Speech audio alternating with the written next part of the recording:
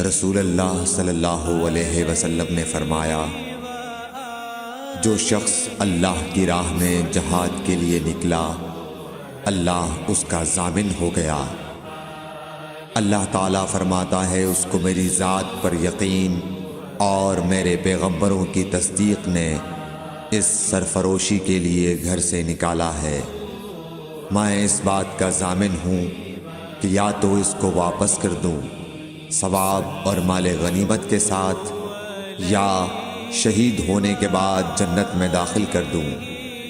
رسول اللہ صلی اللہ علیہ وسلم نے فرمایا، اور اگر میں اپنی امت پر اس کام کو دشوار نہ سمجھتا تو لشکر کا ساتھ نہ چھوڑتا، اور میری خواہش ہے کہ اللہ کی راہ میں مارا جاؤں، پھر زندہ کیا جاؤں، پھر مارا جاؤں، پھر زندہ کیا جاؤں، پھر مارا جاؤں۔